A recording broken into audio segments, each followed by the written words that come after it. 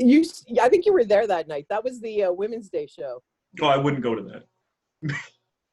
I thought you were. I thought it was in honor of you. You know, Pro female. I'm Are you pro female? You're I, pro female-ish. I'm pro parts of female. You know what I'm talking about? No, I don't. No, that sucked. I once back in the day, I ran a comedy show, and it was like I put on like an all woman lineup, and uh, my friend said I was putting on like a pussy farm, is what she phrased it as, and she said it to the crowd, Oh, and it really alienated me, but it got a big laugh. So, you know, wow. this is already It's starting with dry me and it's oversharing. dry. Yeah. Okay, listen. Here's the thing I wanted to tell you. So I looked you up, and you know the Okay. website Reddit. Yes, I know what you're going to talk about. I know who wrote that too. Oh, you This is do? why I took down most. This is why I took down most of my videos, is because that is definitely. Did you? I don't know if the full thing is so up, but it used to say she has an Ontario accent. Now, who else would say she has? It doesn't. I don't know that it says that anymore. But No, it looks like at least 2 comments have been deleted. yeah, and it used to say she has an Ontario accent. Well, who else would say somebody has an Ontario accent, but somebody from Ontario. no Quebec? Quebec? Who's from Like Quebec? the That person you who's know. saying it is the person who wrote that in is somebody I work with. I can't talk about my day job. I can talk about day jobs, which I love to talk about because I've had many. No. But I can't talk about my day job because I have a confidential conflict of interest thing. I'm not allowed to talk about my Yeah, day job. but you're saying this is one of your coworkers. Like, were they trying to mess with you? Or is that? They're always trying to mess with me. And this particular one, I took it down, that video down, because of them. That wasn't my new one. I put up because I don't care anymore. But Right. then I had to really watch everything that I had up about me because I had to hear about it in my day job. So they were doing my bits from the and stuff like, but they weren't like fun with me, you know, like. So anyway, that Well, person. whoa, no. What do you mean? Like, were you getting But in they trouble or? no, they were doing things like, you know, okay, so in terms of day jobs, so have you ever had a day job? See, you're a youngin. Yeah. You never had a day job? No, I'm kidding. I'm kidding. I only have Hilarious. day jobs. But if they find out you're doing stand-up comedy, what do? They come to my shows. That's what they usually do in a normal place. But a lot of places, they try to show you how funny they are, right? Oh, I see. You're working with like older uncles and shit. Well, yeah, just people that aren't that funny generally. So they try to show you how funny they are, and in turn, they say how you're not funny because you're not being funny all the time, and you're like, you guys Yeah. don't laugh when I'm funny, right? It's not like they would put a clown doll for the longest time. One guy was putting a clown doll on my desk and stuff, Sounds like you but work it with a wasn't. bunch of hacks. Yeah, like it wasn't like I couldn't joke with them about it, you know. But Okay. like I stole the doll, and then I put a ransom out for the doll. Anyway, I gave the doll back because he really lost his marbles over it. It's funny because it's actually funny to steal it and then put out a ransom, and they just couldn't take the one time you tried to make a joke. It's like they're like, Well, hey, like, that's not cool. yeah, what are you doing, man? That's not cool. That's his doll. He's a grown man. Anyway, so How much do you make annually in your day job? I'm mostly kidding. you can't ask that. Yeah. That's like, what do they usually do that with? They do that with comedy, don't they? But that's the joke, is that you'd never ask anybody with a day job how much they make, right? But Uh, Nobody's ever asked me how much money I make in comedy, and it's actually insulting to think that nobody's ever thought that I make money. right. Okay, this question I'm kind of serious. I didn't write this question down. I think like 16 questions. We haven't gotten to them yet. Wow. But And would you? Jeremy Hot's got 19. I feel like, wow. Does that mean you're in a category or something? Or? Yeah, I find you to be a little mysterious, actually, due to your lack of internet presence. Yeah. Well, But that was no. because they Okay, were sorry. bothering me. But tell No, me, they were. what's the most money you've made in one gig? Can you tell me that? About You can. 1,200 bucks. Oh no, like for okay. Wait a minute. And you Now, don't have to tell me. I feel like it might be too much, but no, well, no, no. okay. I mean, usually when I was getting like a one-nighter from a good guy, a good booker, it was like I would get $1,000, or but you're doing 45 minutes, you are the show. And but you could also get 750, $800 for that too. Depends on the person's budget. That's what you always got to remember with a budget. Got to know the person's budget, right? No, why? Like, Well, so you you know how have to to. negotiate, basically. Well, because you got to be kind of flexible. Like I remember one time though, my somebody from a reputable place, employer, corporate employer who wanted to show, and my brother, one of my brother, I can't tell you who the thing was because it's kind of insulting to them, I guess. Well, there was Okay. insulting to any comic, right? But he gave me the reference because the woman said her husband said I was the funniest female comic, which is always a really sad thing to hear, right? Yeah. That he's ever seen. And then when I was thinking, wow, this will be a great gig. I should be able to get like my top dollar for this. And then when I when I said, well, how much time do you want? And so I had to adjust it accordingly because it wasn't like there were other people on the show. Okay. And then she said, well, it's fundraiser. Well, fundraisers we know have legitimate fundraising things. They have budgets as well, right? Fundraisers have budgets as well. And then she was like, well, let me tell you what everybody else on the show is making. Um, That seems and inappropriate. yeah, like she was like, well, this act and this act are doing it for free. And I'm like, oh, okay. And I tried to adjust it, and then I just called her back and said, why don't you just get somebody else to do it for free? And then I told my brother, and he was so mad because he said, I didn't know they wanted you to do it for free. That was terrible. But that's a lot of people think like that with comedy, right? Yeah, You'll because be so so many. Sorry, go on. you'll be just so happy to get the work. Yeah, that's the shitty part. People do it for free. I don't know why I am the guy that'll do it for free. It depends on the gig, right? Like if you're helping out some friends and you want to do some time, I mean, it's all very relative, right? Like if you want to do the time to practice for something else, it's going to be worthy. You know, But I ran like a fundraiser show way back when, and I got Mike McDonald to do it for free. I ended wow. up finding some money in the budget for him. Yeah, because Mike, what was it? Was it a cause that he would have been into? That's a different thing too. Uh, no, I thought it was really strange that I asked so many comedians that were like professional comedians, but like nowhere near his level, and just nobody said yes. So it was kind of just like on a whim. I asked him. He was like, "Sure, but I got to go fourth." And there were like 7 people on the show, and he went early. It was really funny, actually. You know, Greg Stringer. Yes. He Yes. uh, he followed him, and this was way back, so he was like younger, and I don't know. Mike McDonald killed, and they were all there to see him. People paid like $40 per ticket, and they all came to see him. And he killed. And then Greg Stringer just went on stage and talked about how old Mike McDonald was, but the average age of the audience was like 55. I've never seen somebody eat so much shit. Anyways, let's get Yeah, that might started. not be the best thing to do. It's also, yeah, it might not be the best thing to do to a classic guy like Mike McDonald was either. But in terms of sometimes if you're not making money and you're doing a fundraiser, you can ask for a tax receipt. Oh, have you done that? Yeah, I have done that. What are taxes? No, like how much do you get back? Well, what you say is like it's technically becomes a charitable donation for you to put on your taxes, right? Like Oh, I if they see. give you that, yeah, they give you that, that's charitable to work Okay. against your taxes. Okay. Miller, when did you start doing stand up? 1992. Are you Were you born? serious? You weren't even born, I know. I was born in 93. Yeah. I Whoa, was only a year. do you remember the month? 92. But I what's that? Sorry? Sorry, do you remember the month? Yeah, it was April 30th, Wow. 1992. And my second time on stage was after Russell Peters. No, because Russell was around. And my second time, I think, was May 21st, because it was the day before 92, which was the day before Johnny Carson finished his show.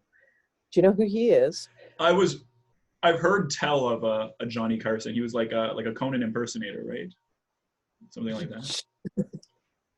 Johnny Carson? I was joking when I said, No, I was joking too. I'm going with it. Oh. I've heard of him, but that's it. I don't think I've seen anything he's ever done. Hilarious. I'm so old. Where was he like did He no, was no, the you go original. off. You go off. He was No, one of the originals. He was like the second or third Tonight Show host, right? I think it was Jack Paar was the first. was he before Ed Sullivan? No, Ed Sullivan was Ed Sullivan, but he was after Ed Sullivan. Okay. I would think. I mean, Johnny was on what, 25 years, and he ended in 92. So You know what? Forget them. They're old news. I want to know about you. yes, okay, go ahead. Okay, so you started 27 years ago. Like, were you hoping to get on Johnny Carson? Was that like a dream of yours when you started? Like what you Well, mentioned? no, because he was finishing up in about three. I probably would have thought about it. Like, I mean, I wanted to do it since I was 16, right? And I always used to think I would just go down to the Yuck Yucks on Albert Street because it was there Okay. when I was about 16, and or before, and I'd heard about it, but I thought I was really shy. I did take improv. I did do improv in high school. That's cool. And, You had improv yeah, in high school? yeah. That's lit. There was something, wasn't it? Theater sports in Ottawa? Was it theater sports? I know it was. Oh, like are you talking the improv games, like the kind of big Yeah, thing? Yeah, yeah.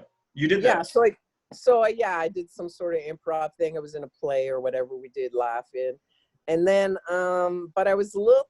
I wanted to get away, so I wanted to get to Toronto. So I applied to York University, and I went there when I was about 18. And I thought I'd go down and do Second City.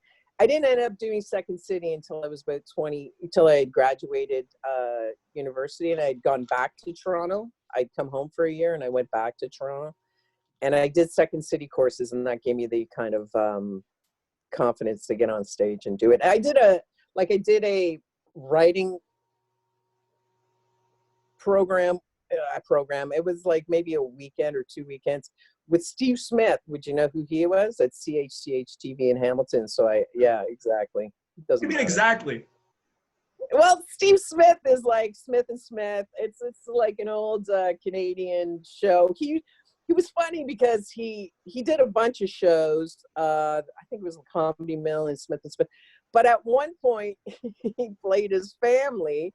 Him and his wife, he and his wife and their kids were the family, but they also played typical Canadian television, and they played the neighbor's family as well. That is so Canadian. It is. I hate that. So how old were you when you started? Or you don't want to say because then people could guess your age. Yeah, I'm really ashamed. I'm 52 now, so I was 24. Yeah, I'm old enough to be your mom. I'm double your age. I'm exactly double your age. If you're 50, how old do you think I am? You're right. You said 26. You said 26 the other day. So no, I'm 26. I forgot. You could be lying. I don't know. Y'all look 26 to me. 45-year-olds look 26 to me. Yeah, I get that. No, you don't. You don't even know who the Eagles are. Remember that? I remember it every day. Yeah, and I stand by that. Oh, no, that'd be a stupid thing. Okay.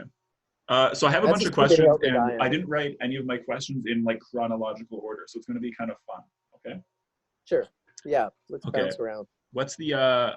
Actually, no. Would you remember like the first joke you did on stage? You know, talk about conflict of interest. I worked at City TV at the time. Hey, and, doing what? I was at first I was just doing newsroom reception. So you call all the people that David Brennan talks about being, I think, CHCH newsroom reception. So you take all the tip lines, you take all the comments, you pass around all the news releases, I guess, to all the important people in the newsroom. And then So I started that in 91. So I was working there before I started stand-up comedy. I was about a year and a half into my city TV job, and realized, because I wanted to do journalism. I went to York, and then I wanted to do journalism at Ryerson. But then my boyfriend died in my third year, and I was so traumatized. Huh. So I finished up, came home for a year, and then when I worked at City TV, you could really have the opportunity to be in journalism if you wanted. I didn't think I could do it, but I still want to do stand-up. That was really a fallback, the journalism thing. Right. So my first jokes, unfortunately, were about City TV because I wasn't bright enough to know I shouldn't have made fun of them. Did you get in trouble for it? I did. Like fired? It was fired? No. Did you? No? Okay. No, it was funniest person with a day job. So stupid me, you could go up and do a set of anything, right? But it was my first time, and I thought you're supposed to talk about your day job. Yeah. And so I went up and I did, and I wouldn't have gotten caught. I didn't think I had done anything wrong, because back in that day, I mean, back in the old days when you'd write on stone and stuff, conflict of interest, like they never said, hey, you're never allowed to talk about that. That would be just common sense. I'm the reason why they had to make rules, like when they say don't iron your face, right? Or don't put the whatever scalding hot coffee on your lap. Like, I was the reason, because I went up and I made fun of City TV, but I didn't think I was doing anything wrong. In fact, the producer, I always was taught, there was a producer there, and I was always telling him I wanted to do stand-up, and I gave him the audio. I go, I did stand-up, and I gave him to listen to it. To listen to it. Listen how he fucked me over. Oh, can I swear on this? No. No swearing. No swearing, He please. took, you're gonna bleep it out. He took the audio, and I never thought of it. He says, it's really loud in here, I can't hear it. So he goes in the audio booth, and he recorded my set, and then he brought it to the news director. Like, to tell on you kind of thing? Yeah. What a bitch! Oh my god! I was like, and then when I started doing stand-up a lot and I started getting noticed, they would always send TV cameras out, like, for their entertainment segment and stuff. And it was really only because this guy became the entertainment producer. It screwed me so badly. Instead of just saying, hey, listen, stupid, don't make fun of City TV. Like, you work here, you're going to get in trouble, right? And I would be like, I never did again. It was just like, I literally thought, oh, I have to write jokes for this set. And I was doing, and I did that. And it was like, wow, it was a crazy response, right? Like, in terms of the audience, like it went really well. It went really well. So I was like, whoa, what a rush. And I would never be able to use those jokes again. But and I was so upset. I was always in trouble for telling jokes. I worked at the Workers' Compensation Board when I graduated university in Ottawa, just for like that's how I transferred to Toronto.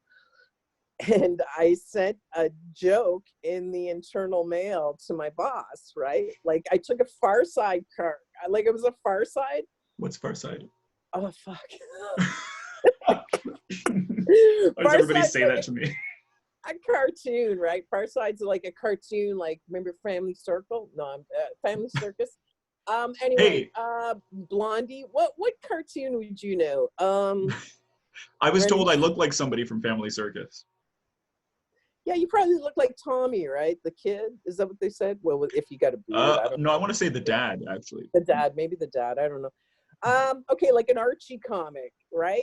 Oh, that's worse, because that's like a book. Oh, Riverdale, you watch that show. Anyway, I can't relate to you. Nobody can. Anyway, yeah, watch that. Okay, so Far Side, they're really funny, off the wall comics, like like a New Yorker, like the New Yorker comic. Right. And so there was one about a dog, and he had a briefcase, and he's saying, kissing his wife goodbye, and he says, I'm about to go and chase my tail and act like nothing's in my head. And something like that as he's walking out the door. And I wrote down, you know, I was a record clerk. He was my boss. So I wrote records clerks when they go off to work. So I put it in like an envelope and sent it to him. And I go, hey, did you get my joke? And he was like, so he called me in the office. He gave me shit. It's not a joke place. I've been lectured so many times, like, not a joke place. I'm like, this is serious stuff. It's not a joke place. I'm like, you're such a wanker. That sucks. Anyway, I cried. I cried when City TV, the news director, talked to me too. Like, I'm sorry, I didn't mean to hurt anyone's feelings. Yeah, I've had the exact opposite effect of doing like jokes at work. But I've always had like really bad jobs. So I imagine you were making good money at least. No, but I probably made it's funny. I don't think, no, I wasn't in a responsible. I was always in a peon kind of position. I was never in a position of any kind of, otherwise I think they would have they would have had more fun with it, right? If I was anybody. Right, if you had like a bit more power. Yeah, I could, but yeah, it wasn't shit money when I realized, yeah, like the money I make now, I don't take home a hell of a lot more than that, but I'll get a pension one day. Okay. Off mic, tell me how much money you make in your job. I'm kidding. You're such a motherfucker. Anyways, okay. $100,000. I knew it. That's how you get all those jean jackets. So there's a lot of interest. The people are talking, and they want to know about like your origin story of how you came to all of your great successes. When hilarious. Who are you talking to? Nobody, just some birds. No, I want to actually give me 1 second. I want to see if anybody's watching this, or if I'm just catching up with a friend for free. Hey, do you get a lot of viruses on your computer? No, I'm on Mac. You're on an Acer, as I do recall. I watched your show. Thank you. How many? Which one? You just watched the one with Jeremy, right? No, I watched the one with Wafik and Dawn and Jeremy. I've seen all your episodes. Did you see the hidden gem? Oh, you saw it? Michael Lifshitz? Who was the other person? Yeah. Okay. I just realized we're halfway in, and I've asked you one of the questions so far. Okay. So I want to get into the good stuff. All right. When did you start to realize like you were like really good, like you could be like a professional comedian? Are you still there? Hello? Okay. Oh, sorry, I fucked up. What happened? Miller time. So sad. I touched my phone. Don't you? Are we good now? We're good. Did you hear my question? Yeah. When did I realize what? I don't know. You could just say you didn't hear it. When did you realize like you were like a really good comedian, like better than the rest of those chums? I don't think you ever really do. You're right. I think you're just like, I guess you know what, you get some feedback from other comics. It's really other comics. You also, because audiences sometimes, you get feedback from the audiences. I mean, I don't know if you ever feel you're better than anyone else.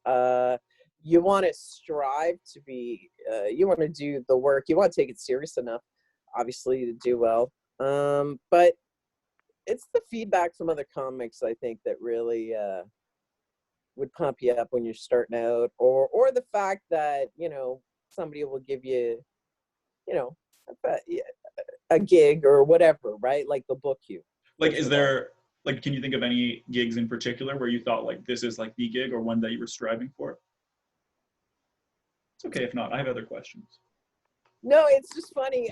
Usually when you want something, like when I wanted, comics, you didn't get it that year. When I wanted Comedy Now, you didn't get it that year, the next year. By the time you wait, Just for Laughs, I did decide, like, I'm just going to do Just for Laughs this year. That doesn't mean I was going to do it, but it just so happens I said, yeah, I'm going to do it. And I don't know. I think I wanted to do it for a long time. And by that time, it was just like, just going to do it this year. but again, you don't know that you're going to get that or whatever. But I did have a decision like, I've been waiting to do this. But of course, when you wait for something too long, I think it takes a bit of it out. Like it takes a Like bit of the wow, this is so cool, because it's like you're a little. you Like, feel like it's warranted to you by the time you get it almost. Like you yeah, deserved it. I was gonna say, yeah, that sounds like what I was saying, but when I remember when I got them, I was always still pretty excited to get. I was like, when I got Just for Laughs, Hey, how long into comedy were you when you got Just for Laughs? the gala, Well, whoa, whoa, I whoa. got it in Let's hold on. Let me slow my roll. 2011 When? years. Okay, what capacity of Just for Laughs have you done? Like, have you done it one time, or like did you do it more? Or I did, I wouldn't consider it Just for Laughs, because, you do a few shows that are, um, I don't even know, like Just for Laughs might put a stamp on them, but they weren't Just for Laughs shows. Like I went a few years where somebody had a show at some bar and they'd say, I don't even know if they called it off Just for Laughs, but it really Just for Laughs had nothing to do with it. But when I actually got Just for Laughs, I thought and that was 2000, that was 11 years in. okay, And I got a gala on the gala, and a bunch of different shows, did a bunch of different shows for that. So that was really like, I'd like to seem jaded, but I knew the best feeling was hearing I got it. Like that would really, because I did want to get it that year, and I did try to really get it that year. was the So gala televised? yeah, on Do you do CBC. you have it somewhere? Yes, I do. Cool. I watch it like every night. It's how I Can you, get to bed. It's can you how I send it get to to me? sleep. Like, how do you have it? Is it like a DVD or what? Yeah, I have it on a DVD. I got it onto yeah, DVD. Most of my stuff I got on DVD. Tell me what the other stuff you have is, please. I did a comics, which I was pretty proud of, with CBC, and that was in '97. So I was about 4, 5. No, well, it was taped in '96, so it was about 4 years in. Came out in February '97, Whoa. and a half-hour special, and it was almost like The Office. Like that's the way I did it, like The Office. What do you Which is mean? funny. What The was like show The The Office? Office. Yeah, but what do you mean? Like, how did you do it like The Office? Like you ripped off a British.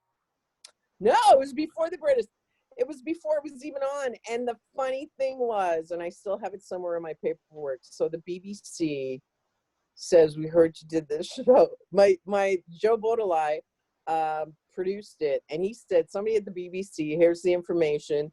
Send them your tape. They're interested in seeing your tape, right?" Hey, So I sent up this tape to the BBC. They send it back thanking me and wishing me luck. And I've never had a tape. You'll never have a tape come back to you. You send something. And that was the weirdest thing. That was the thing that made me think there's like when The Office came out, I go, sons of bitches, because it was right at that time. So they had, like, instead of giving me a gig, like, hey, you're kind of on the same wavelength here, because that is the exact same time. So if I can find out the producer I sent it to, nobody, like, they sent it back. It was almost like they were trying, like, we heard this, because it really was a lot like The Office. wait, no, that's And what I I had keep getting confused. When you say it's like The Office, do you just mean like in your content? yeah, like I did some stand-up portions, and then I had a sitcom, right? So half of it was like my stand-up, and half of it was a sitcom of being, it was called On the Job. You're And just blowing my me and mind. What? You had a sitcom? Where? What was? on the comics episode I did in '97. I've only And so vaguely it's heard of like, comics. I'm not sure you've what it never was. probably heard of comics Like I then. think like Don or I Rofik think mentioned it, but I think Jeremy was talking about, he hmm. had a comics episode. I'm sure he did. And he would have been before me. And so anyway, yeah, comics became Comedy Now. Yeah, Oh, comics on CBC, and then they kind of went over like to CTV, and then they formed this Comedy Now. And yeah, so CBC, the comics was pretty good show too, but I mean, you know, a lot of great people had a comics episode. People that you'd know. I'm sure that's the one Jeremy did. I don't know that he did. He may have done a comedy now at some point. Oh, he But did. He did. he did. Okay, so Yeah. the one he did, the comics, I think, is the one that he was talking about. But I don't know. But I Sure. do think either Don or Wapik also mentioned it. Do you have Yeah. your So sitcom? Don, what's that? We don't need to talk about Don. Do you have your sitcom on tape? Do I have that on tape? Yes, I do. Oh my I God. have on tape. So it was all this office stuff, and I had my friends who were the friends at the time, like one played my boss, male boss, and then a couple of coworkers. It was really like The Office, but Yeah. it was always very suspicious that the boss was kind of stupid, and it was very suspicious that they sent it back to me, because even if people don't like, you never get your material back. So I always thought it was really weird. But Yeah, they're like protecting their ass legally by sending it back to you. yeah, that's what I mean. I still have it somewhere, but what's the point? I'm not going to do anything about it. Hey, I'd like some money. Hey, Ricky Gervais. So is that on tape or DVD? That's on tape, but I probably put it on a DVD by now. Okay. I would like for when this is over for you to find it, and I can send you my address. Because I'm so curious. That sounds so cool. Yeah, that was very cool. And then I did Yeah. Comedy Now, and I did Mike Bullard. Do you remember Mike Bullard? I don't remember. In researching Don Kelly, I think I know who you mean. I think Mike. like the Toronto like kind of TV show, right? Yeah, he did that at the Masonic Temple too. Yeah. And yeah, it was a late night TV show, and it was pretty popular. You'd have pretty good guests. And then I did and I did that before I got the Just for Laughs, and I think it was that tape. That tape was the one that was on TV that person on Reddit was looking for. I took it off. Like, did you still do did you do a Just for Laughs showcase show, or was it via your tape that they just invited you? The year I got it, that tape was sent in, but I'd showcased for Just for Laughs for about 10 years. Right. Like from when I started, maybe the first year in, I got a showcase, like after the first year in, sort of. What? You were like a dynamo right off the... Yeah? Yeah. I don't think so. I don't well, think it sounds like it. Oh my God. But I think that also, I don't know how people do it now. Like, I think there's a lot of great people around that but there's also so many more shows to do. But we were kind of ambitious too. We'd put on little shows here and there. And where have you lived most of the time? Like, have you been in Ottawa or Toronto? Or I lived in Toronto. I came back when it was after Just for Laughs in my Comedy Now. My dad passed away in 2004. So I came back around 2005, but I only stayed for about a year and a half. And I started doing comedy about 6 months in. So I had taken a bit of a break when I first got here. And then I started doing it about 6 months in again. And then when I went back to Toronto, I continued to do it. And I stayed for about a year and a half here. And then when I went to Toronto, I continued doing it. And when I came back to here in 2009, and I was still doing it until about 2014, I want to say. So there was and then I took a bit of a break for 2014, 2015. Okay. So I took a break for about, if it was 15, for about 2 or 3 years. So people always go like, you were gone for so long, but I took a break for about, it was the longest break I've ever taken, but it was about 3 years. So when did you come? Sorry. When did I come back and start doing it again? Yeah. I think it was 2018. Like really recently, yeah? Yeah. I was trying to think of, like, I met you, I think, or I saw you first at Lieutenant's Pump, and that had to be really recently. So yeah, Lieutenant's Pump was about, I guess it was the beginning of 2019, right? I'd say so.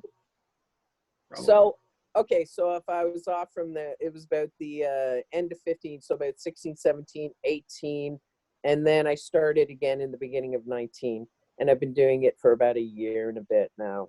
What were you doing in that meantime? Like in the break? Like was That that when off you were part, like grieving? But that wasn't when you were grieving. I've always been grieving. I've been grieving since I was a kid. The But yeah, saddest thing I've ever heard. I was having a really hard time for sure. Yeah. I was definitely from about 2000, it was about 2000, the end of 15, but 2016, 17, 18, and I started feeling better. But about 3 years there, yeah, I would say I was really struggling with depression. I can't express enough how horrible my day job environment is and how horrible those people have been with me. Oh, like And presently. yeah, and so Oh, it's been a great success to overcome it, because like I really didn't know if I could. Like they would have been happy if I was dead. And so I think overcoming that and going, wow, these people are sick mother. I can just say, don't let it bother you. I think they just wanted me to be a stand-up comic the minute I walked in there, like, hey, everybody, yeah, I'm here. And, if anyone knows stand-up comics, you don't typically act like that, but they also wouldn't let me be myself, right? So I couldn't be funny in front of them, so I couldn't even rely on anything I knew. And that was actually a good restructuring of who you are, right? To yeah. actually really believe in yourself more somehow, because you couldn't go by anything. And they were, so it's like, why would you stay in an environment like that? I guess you'd ask, but you just kind of go, because I wanted that journey of finding exactly who I am. I feel more confident now. I feel better now Wow. than I ever did. More stable and emotionally or whatever. But yeah, they're still miserable human beings as far as I can see. But it was a good experience, like to actually just go. Do you believe in yourself? Like, do you even want to be on this? I always wanted confidence in comedy, right? Yeah. Everything has to do with comedy. And I wanted to have that strength on stage to go with it. You remember that we did a show recently where it was like, it wasn't great, but I never get it. I am not afraid anymore. Like I don't run away. Like, oh, I'm bombing. I got to get out of here. I got to wash this off me. I don't feel like that anymore because of those 3 years of really struggling. Like, who the frick are you? Like, and how afraid are you going to be about a bunch of people who have nothing going on for themselves, Yeah. And I was really fearful. I realized how fearful I was, and just saying, who gives a shit, right? Like, Wow. So you came back like a better person and comedian, you'd say. yeah, because I think those risks where I always felt really tight, like, here are my jokes, and they're good jokes. They should be enough, but if they're not enough, this is not gonna go well, right? Like, and so now I really can just go up with a lot of energy. Like, I want to be here, so I am going to, do whatever I have to do to bring you guys in, and really loving the audience, because like I've been in places where it was so horrible. Um, like I had to walk into that workplace, even, like it was so horrible. Now when I get on stage, I'm like, I'm so glad you guys are here, right? Like, Right. so everything can work out to a positive. You have some good answers. I like them. Okay, let's change topics. Who's your favorite comedian? Like favorite new comedian in Ottawa? If you had to pick one, excluding me, that's the rule because I know I'd Excluding be. you, I mean, Yeah. well, what do you Good luck. want, man? That's well, You can also skip definitely this question. It makes people uncomfortable. I've noticed. Well, I think the problem being a comic too, when people are asked who their favorites are, like I could list you about, I couldn't tell you one, I could tell you 25, because I can't, and then even in that 25 that I'll list, I'll forget somebody who I really love. And I think that's what makes people uncomfortable. If you've been on the receiving end of that, when you see somebody you really like and they list about 10 people and you go, wow, like I'm not on that list. All right. So I have to reevaluate our relationship now, man.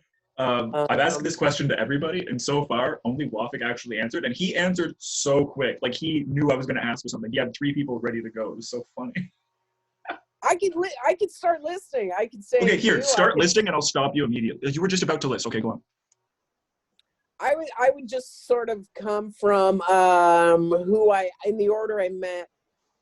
I kind of met them out there, right?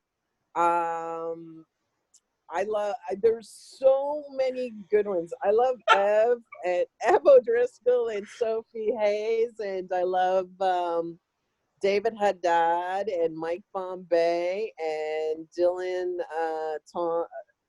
Thomas, I want to call him. Dylan Parker. You're like, who's Dylan Thomas? Yeah. I like of Dylan course Parker. yourself. Yeah. Of course yourself.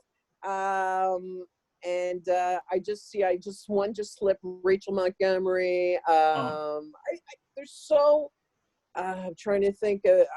When I said Dylan Parker, there was somebody I just sort of because I screwed up the name. Anyway, like that's good. You don't need to keep. I like that. I like that. Tavis, you know, and of course, I mean, Trevor's not new.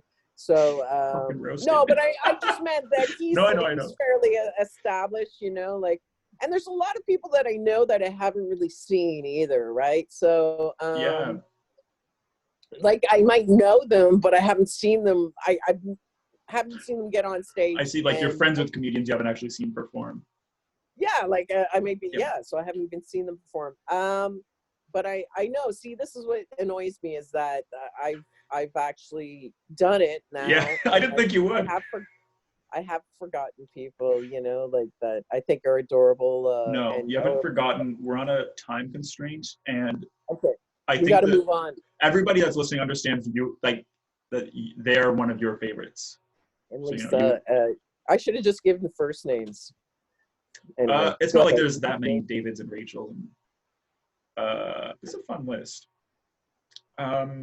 Okay, alternatively, kind of, is if you could put together a dream comedy show for yourself where you, like, say you MC, or you could headline, you could be wherever you want, but there's going to be you, a host, an opener, like a feature, special guest, and then a headliner. Living or dead? Anybody? You know, I just always loved Steve Martin. Like, I meet Steve, it was almost a creepy love for poor Steve. I saw I saw an interview with you where you talk about if you could make out with any comedian. I think you said Steve Martin, right? That's hilarious. I don't think I'd say that. That makes it seem dirty. Can I get I'll get Maria Bamford in there. Oh, she's probably I love Maria Bamford. And I'm gonna have Eric Tunney on there because I loved Eric Tunney. Eric Tunney was such a special. He's a Canadian comic who you can Google him and look him up. I think he has a few things out there. But he was he was just a wonderful guy. Is he like a contemporary of yours? Is that what you'd say? He would have. Yeah, I mean, he might have been a couple of years, like literally a couple of years older. Does he still perform? He's passed away. He passed away. He wasn't that old. He was in his 40s. I'm not sure exactly what happened. He was in LA for a long time. You can see a lot of stuff. I've Googled him a few times. You can see a lot of stuff. He was very dapper. He was wonderful. I think Andrew Clark called him Mr. Was it Mr. Wonder? Mr. Fabulous, I think, was Mr. Fabulous. Because he was very dapper. He was very much a gentleman. He was from another time. He's the kind of guy that he would just come in, like his suits were great. His hair was great. You can Google him and see what he was. Very handsome and stuff like that. Yeah, like, not that matters about anything, but it just does matter. He just had a whole look. And he was like just a wonderful human being. And I thought he was hilarious. So That's really I, sweet. So in this case, who's doing what spot on the show? Like, where would you want to be and where?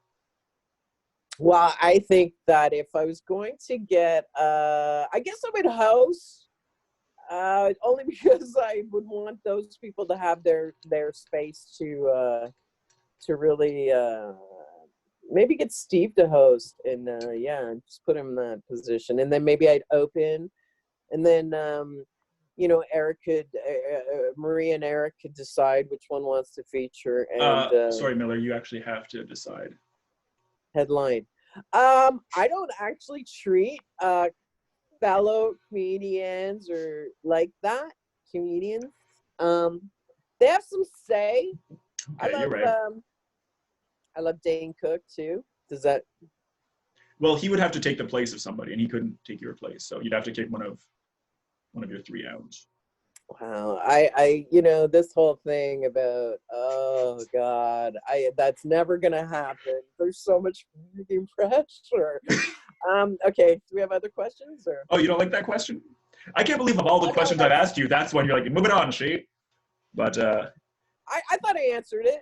no, I mean, I it guess may you not have literally been did. You're right. like it's not like it's my thesis, and I really didn't hit all my marks. I mean, it's really one of your 16 questions. What are the other 15? I mean, I've asked you a handful, I think. I don't think I've okay. Do you have like a coolest opening gig that you've done, like where you've opened for somebody and you're like, yeah. yeah. I must have opened for. I was thinking of this because you usually ask the same questions. I was kind of thinking. I've actually okay. So when I was at the Laugh Resort, Louis C.K. and Ray Wait, sorry. Romano. When you were at where? Okay, I so didn't the hear you. Laugh Resort, Oh, okay. a club in Toronto on the same street as the old Second City Fire Hall, and that's where I opened for. Yeah, a few people came by, like Ellen would have come by. I wasn't. I don't know if I was on or I wasn't on, but I was doing shows then. Louis C.K. came by, Todd Barry.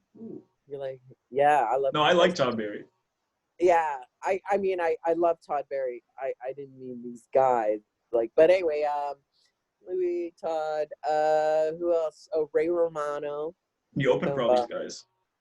Yeah, but I think it's very, if when you say you open for somebody, it's like I got an opening spot. I got one of the middle, spots on the show they were on. They didn't say, "Hey, I really," you know what I mean? I'm booked. They know he's coming in, but the club booker booked me, right? Like, yeah, you know what? I think you're actually being too modest in that. People have bragged about less. I know. Like I mean, technically, Russell. Like I could say, "Oh, I middled when Russell was headlining." Well, okay, everybody's open for Russell Peters at this point.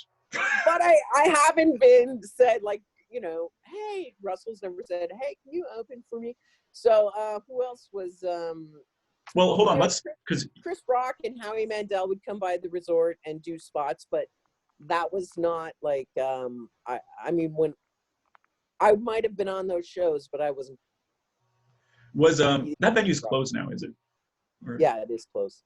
It sounded like it was doing great. Did you ever talk to like those headliners? I talked to Ray once. Okay, so I talked to Louis one time. Mm-hmm. We sat in a booth and we were talking about stuff. A couple of other people around, and then Ray. There was a whole bunch. Like a lot of times after the show, a whole bunch of us would sit around. And I remember being the big foot in my mouth this was before Ray had taken off, but we all knew him because we knew famous American comedians, right? Yeah. And of course I talked to Todd. I remember Todd asked me, because I made a joke about the Bay, the department store. So he's like, so I guess that the Bay is like a store. Because he's from America, right? But no, when Louis was talking, Ray, I actually, with all the guys there, I stupidly said, just assuming that the answer was yes, I asked Ray Romano when he was on the Tonight Show if Johnny had asked him over, because you don't know, but on the Tonight Show, I know of the you legend. know, Yeah. he'd invite them over. And I remember Ray saying no and thinking, oh, fuck. And then he went to the washroom and everyone was like, what did you say that for? You know, it's like, oh, I thought he would have been called over. He's been on a few times. I didn't know. Anyway, because he was a favorite of Letterman, so he was doing all these shows. I just assumed like he'd have his Johnny story. I was like setting him up, you know. It was like Miller, that could have, if you didn't do that, that show could have been called like Everybody Loves Miller. If you fucked it up. Everybody, yeah. I Uh, love everybody but Ray. apparently, embarrassing him. Man, that's crazy fun stories. I embarrassed another guy at the resort, at the That's last like your resort. thing. You love embarrassing men.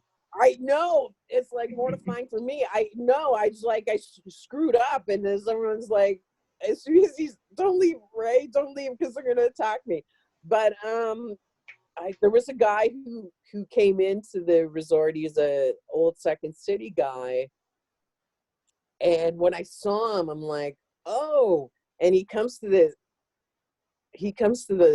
where the woman's selling tickets, and he says, how much are the tickets? And I'm said, it's free for famous guy's name. And then the idiot at the ticket desk, so then I didn't mean to, and then the woman selling tickets was like, who's so and so? Obviously the guy right in front of you, right? Like, and so he's like, how much is it? So then I went in the washroom. I'm like, oh no, I embarrassed him. I'm so embarrassed. And then so everyone was like, why did you say that? And I was like, I thought I was being cool, like, hey, because I went, hey, how are you? Good, you know. And anyway, so when I went to go on stage, he snuck out the back, like I was gonna embarrass him. You know what I mean? He was like oh hiding God. from you. Shit. Yeah, like I was like, oh, as if I'm gonna call you out after our experience at the desk. You know what I mean? Like, Yeah. and then everyone had advice for me. I would have just escorted him to a seat. Of course you would, because you're cool. Anyway. Easy to say in hindsight. You've have you toured doing comedy? I went out west. I've been out west, and I went to, of course, the Hubcap Comedy Festival in Moncton. You did that? Yeah, I did that when I was back here. I think I did it in 2008. Could you get me in? No, I can't. If I get myself in again, I'll drop your name. Thank you. Let me be your opener. No, it's like, tell me about the tour. That sounds really cool. What's that? Tell me about like going on tour out west. Like, tell me everything about it. If you want. We just had like about a month, and we're hitting like all these different, like Lethbridge, Estevan, Calgary, Regina, Winnipeg. Who were you with? Okay. About a couple of Canadians. Andrew Carr was on that one. A couple of Americans. It was mostly Americans. Like, and I don't know that I would. We were like, it was like a boss of about 6 people. A couple of a few Americans, and the rest of them were Canadians. Trying to think of what other Canadians. I remember Andrew, me, Tom. There was a guy, Tom. I'm gonna screw up his last name, but he was hilarious guy from New York. Hey, so sorry. On this bus, like, who paid for the bus? How did this tour come to be? I was the producers. Yeah, like it was like not a bus. It was like one of those large cargo vans. So it was like 8. There was about 6 people, and roadie, and the guy driving, and do like casinos, and we do all these different places. It was like one-nighters after one-nighters after one-nighters, like a regular one-nighter you do. Like you go to Trenton or you go to Kingston or you go to one of these Peterborough and you play some place like either a company or a community organization that's raising money or they're having some sort of celebration. But it was all, it was about a 4-week thing where it's, or more. I think it was about 4 weeks or 5 weeks. And it was just like one night after the other. Brent Butt. Do you know who Brent Butt is? Yeah. Do you have his phone number? I wanted to interview him next, actually. He actually came in Lethbridge, I think, to fill in for somebody else who was on the tour because they had another gig. Is that like during Corner Gas days or like before? No, it was before, because Brent Butt always played the Laugh Resort and stuff like that. I Okay. opened for Brent Butt, but it's I'm going to tell Brent my family downstairs, and they're going to think that's so much cooler than anything else.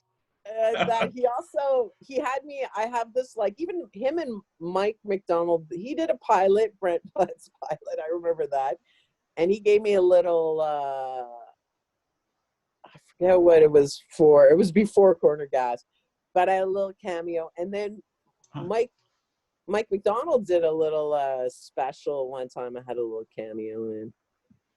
Hey. And that's what's in. And then what, sir? They asked me to actually do that. It wasn't just like Oh, so it's almost cooler than opening for them. Like they. I see what you're saying. Right. Yeah. But no. But I'm just saying it's not like. No, you're flexing on me. They were doing a special. They were doing a special, and I just happened to have a cameo in it. Like maybe they asked. I'm already backing down. Maybe they asked me. I don't know. Listen. I don't want to come on. No, you sound shockingly modest. This is not the Miller I've come to know and detest. Right. Well, I'm not going to. You are my son. Did you have an opener at the company now, or was it like another person doing their special, or how did it go that night? For company now? Yes. I think it was Deborah DiGiovanni. And it was Chuck Byrne. I remember Chuck Byrne being on it because it was like did I have to do mine twice? Because it was too good the first time? You had to do it again? No, I think it was Deborah had to come back because she had to do it twice. I do remember being extremely hot in the Masonic Temple during the Comedy Now tapings, and they were being taped in like July, I think. Oh. But I do think, I don't think I was on with Deborah for some reason, but they'd have two people on. And I don't know if they replaced the audience or if they make them suffer through like 4 acts with a break in between. But I remember Chuck Byrne being on when I was on doing one. And I remember Alan, who was Al, anyway, that was comics. That was a while ago. That was comics though. I forget his last name right now, but I'll make sure he doesn't see and this. Yeah, Alan Watt. I'm sorry. Okay. Alan Watt was on, and you're during the comics. I think the night I did comics. Again, I'm not sure how many people did it in one night. I know Chuck Byrne for some reason. I remember him being around when I did my comics. Okay. Russell and I took when I did my JFL, Russell and I were on the plane together. Did you talk? Big deal. I asked Russell Peters to do this, and he's yet to open the Instagram message. So. Oh. If you can. No, I have no push. I made him cookies once when we went on for a gig once, but that's about it. Do you miss him? Okay, we're gonna move on. All right. Okay, so some of my wamblets, my people, they've submitted questions for you. So we're gonna go through our wamblet questions, and then I'm gonna wrap it up with one more question for you. Okay? You have some time? Okay. This is from Tavis, little Tavis Mapleston. He wants to know if you fuck with a lisp, like your joke implies. Did Tavis actually send that in? Yeah, and you know what? I never thought I would ask a woman that in my life. I never thought. Well, if it's in her act, it's open game, man. She That's what I'm wants to get talking on about. stage and start pulling that shit. And I don't know how you. Tavis Well, is very. I did mention Tavis, but he's hilarious. I kind But of think yeah, you I did did mention mention him. him. I did in my list. I can't. That's the name when I went to Dylan Thomas instead of Parker. You were It thinking was Tavis. like off. I was going for Tavis, and then I came back to it. See, that's why those. Did you mean Tavis instead of Dylan, or Dylan and Tavis? Yeah, I meant Dylan. That's what I was doing the list. But when I said Dylan, as in Dylan Parker, I was like Dylan Thomas, and I was like, oh no, I was going into Tavis. It's just how my brain works, man. You gotta hold on. It's gonna take a while. Right. No, I get it. I just want to make sure you're complimenting Dylan because he's one of my most loyal Wamblet. Absolutely complimenting Dylan. I think he's wonderful. I think Tavis is as well. So it's Okay. Just to be clear, you hate the other comics in the city. Just Dylan and Tavis. Everyone else is garbage. I got it. You heard it here. Not what I said, man. Okay. Do you have a favorite Thin Lizzy song by Jeffrey Davis, which is a reference to something that I just am not following? Thin Lizzy. I mean, what's that song? I know that song, Thin Lizzy. You know it. I don't know any Thin Lizzy. Oh man, I know that song. Can you mention some, and then I'll say that one, Thin Lizzy. No, I literally don't know the band. Back in town. The boys are back in town. Oh. Is that Thin Lizzy? I don't know, but now that I think I asked somebody, and they definitely have a recognizable song, but maybe he could say whether that was the song he was thinking. Here's the annoying thing: is I don't think Jeffrey's one of my Wamblets whatsoever. I don't think he watches this. I'm sorry, I never mentioned Jeffrey. See, that's why I hate those lists. Well, no, here's the thing: he's not funny. He doesn't watch this. He's not watching. Forget about him. No, but I see. This is the problem. I didn't say Jeffrey. Nobody's going to get their feelings hurt. Really? Yeah, and if they do, they're too neurotic to exist. Yeah, there's so many though, and I know I forgot them. No. And I can't think of one good comic you forgot. Diane Skull. Sorry? You said it. Diane Skull. Say that again. Diane. Oh, Diane. Skull. Well, here's the thing. Now that you... Am I saying wrong? I don't know if that's how you say your last name. But it's ruder for you to think of people later, because now the people you're not saying later, that you're just going to make it offensive. Okay, so we're moving on. I know, but I hate those lists. I hate those lists because you're always gonna forget somebody, and you'll name 100 people, and you go, oh, I forgot. I hate it. Okay, go ahead. I'm not gonna stop asking people though. It always has such a visceral reaction when people answer. Yeah, so funny. Yeah. Okay, so I got 2 more questions, and Don Zanklin wanted to know like I can't help but notice you forgot Don. I thought you supported other women. I know, and see, I've never seen. I have not seen Simone Holder. Don't just say another black woman. Don. Like what? I'm just saying because like when you said, I told you like there are some people that I've never seen live. Yeah. I've never seen Dawn. I know Dawn. Never seen her live. I never seen her through a set. Never seen Karen Joy. Never seen Dawn. Never seen Simone. Like when you were saying, I know Simone has a great reputation. I love McLean. See, you know. Sorry, you froze a little. Who is that name you just said you loved? Laura McLean. Laura McLean. You know, she's been my Valentine 2 years in a row. Wow. Poor Laura. Anyways, we're done listing your favorite comics. You're done with that. Okay, yeah, that's why I hit it. Okay. Anyways, she wanted to know your origin story, which is all she said, and I think we kind of got there. Your origin story is people at work are mean to you. Is that what an origin story is? I thought it was that I was the youngest of 8 kids, and were they all boys? Your siblings? 5 boys and 2 other girls. I'm a girl. And you're a woman, actually. That's feminism. Female. Do you know my dad has 2 sisters and 7 brothers? Wow. Yeah, it's a lot. It's a lot. I think the origin story would be being the youngest of all those people, and everyone being my mom heckled me when she saw me the first time. It was about 3 months in. And she sat in the front row and she started saying, I don't talk like that. Why is she doing Oh this? shit. I don't sound like that. What's their problem? And I was like trying to do my jokes, and I could see my sister like elbowing her. And then as soon as after she saw me, there was a message, like she did phone and say, you know what, we should have spent more time with you. We should have signed you up for stuff. Like they felt, did you do well? I did well, but it just was like, why are you doing this to us? This is Yeah, they took it a little serious. Okay. So when somebody asks about an origin story, like, are they just literally asking where you come from as a human? Because I took it as like a whole comedy thing. I didn't even think as a real person. but that's where I come from as a comedian too. Like, I think, you're really, yeah, to me, to be a comic, you have to be a real fighter, because you really have to be a fighter. It's like the ultimate, I've heard people say that before, it's like ultimate fighting, where you get up there and you're really like, you're going to make something out of nothing, right? So it's like, yeah, they didn't sign me up for stuff, and they rarely acknowledged me.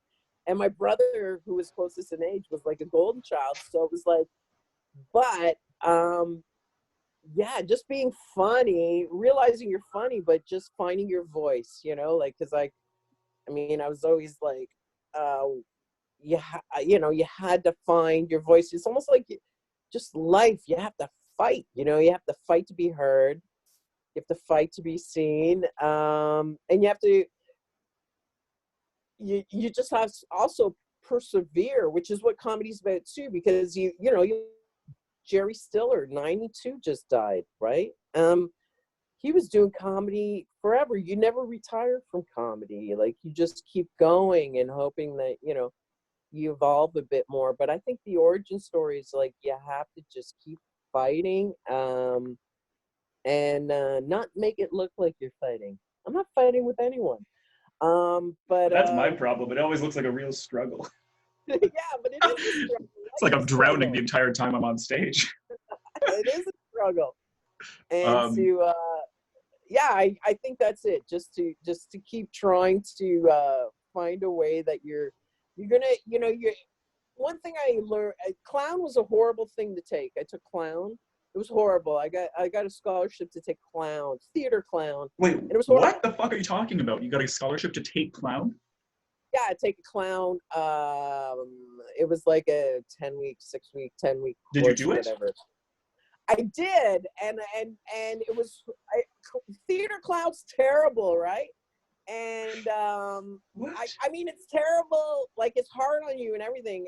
But it's, anyway, one of the things I loved about it was the description of you, and this is what you do in comedy too. You introduce you come in, you introduce yourself to the audience, you present your world, you bring them into your world, and then you transform them with something you're giving them, like through having that experience, and then you leave them with a new awareness, and you exit. And so I love that, because that's what you do with comedy. You hope that you're going to leave some sort of change, transformation, whether it's just a lot of laughs and a good feeling, but that you brought them into your world, and you're just going to leave them with a new awareness that they didn't have before they, I like that idea of it. So it actually worked. Going to, like, clown training came in handy. I did like that, but that was about it. I still have the red nose, but that's so funny. That is exactly what, not exactly, but that's what, like, people think comedians are. It's really funny that you are certified to think. I don't think so. I think party clown are hilarious, though. That really cranky party clown kind of, drinking, has a bit of a bristles on it. Like, if you just put on white makeup, yeah. shave. I've been a party prince before for little kids' parties, but that's just me bragging at this point. That is a brag. Okay, so I have one more question. Hello. I'm gonna. Are you back? Hi. Yeah, my work was probably phoning me, because I probably have my keys. I probably have the keys. I'm gonna bring them back, because I had to rush here. We only set the time and date like a week ago, so God forbid it caught you by. Are you saying you have to go? No, I don't. Okay, okay.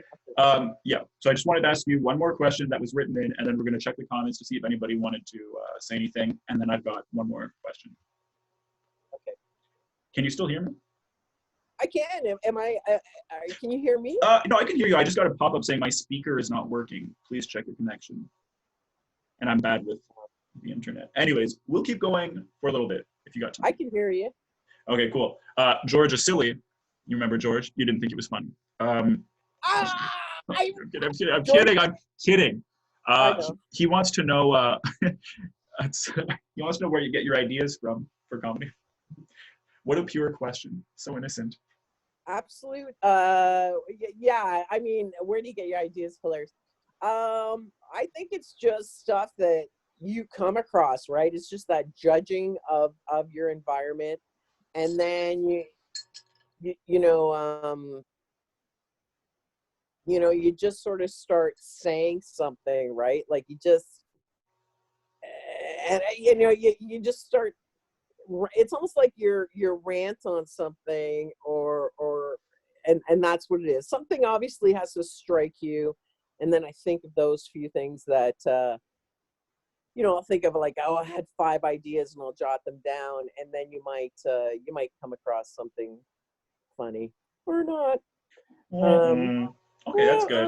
I think that's a tough question. I get really uncomfortable if somebody asks me, how do I write? So I'll take that as an answer. Okay, you know Dan Allaire?